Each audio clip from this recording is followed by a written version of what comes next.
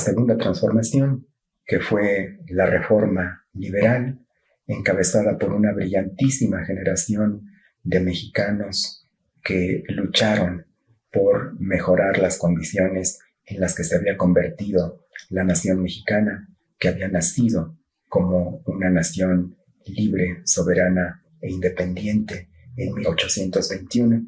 pero que sin embargo, después de la independencia, tuvo un periodo de retroceso, un periodo de reflujo, un periodo en donde esas ansias libertarias de Hidalgo y de Morelos por construir una sociedad equitativa y una sociedad justa fueron hechas a un lado y se mantuvieron muchos de los privilegios que existían desde la etapa colonial, por lo cual para la mayoría de la población mexicana en las décadas posteriores a la independencia, las condiciones de vida seguían siendo extremadamente difíciles.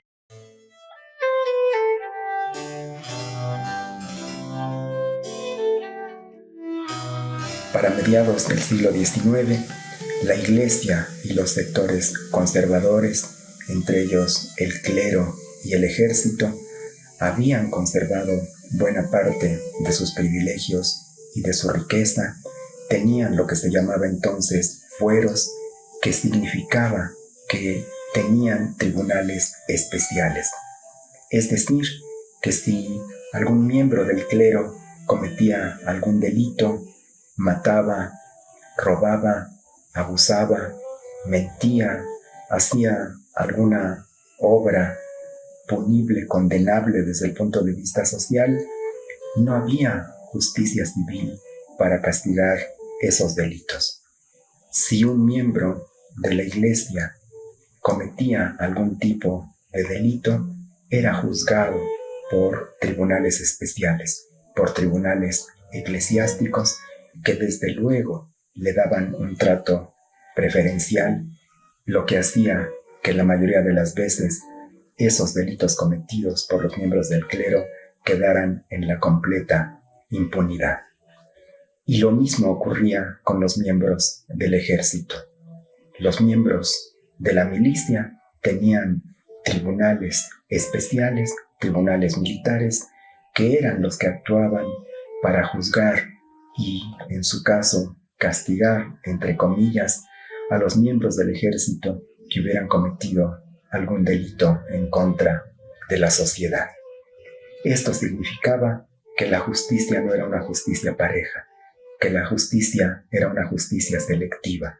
que la justicia estaba al servicio de los sectores poderosos, de las clases dominantes, de los estratos favorecidos de la sociedad, y que en cambio la mayoría de la sociedad mexicana quedara al margen de la ley, al margen de la justicia. Además, durante el siglo XIX, después de la independencia, la Iglesia había conservado su riqueza, sus privilegios, su influencia ideológica y política, que hacían que a mediados del siglo XIX la principal institución propietaria en este país fuera precisamente la institución religiosa. La Iglesia era la principal dueña de la tierra. Era también la principal institución bancaria y crediticia, que era la única que prestaba para la gente que tenía que recurrir a ella y solicitar algún préstamo para emprender algún negocio, para salir de alguna emergencia, y que le era entregada una cantidad en condiciones absolutamente negativas, porque tenían que pagar altas tasas de interés, y cuando no podían pagarle a la Iglesia, se quedaban con las propiedades, con los bienes, con lo que pudieran quitarle a las personas a las que les había prestado el dinero. La Iglesia era la que controlaba la educación, el registro civil,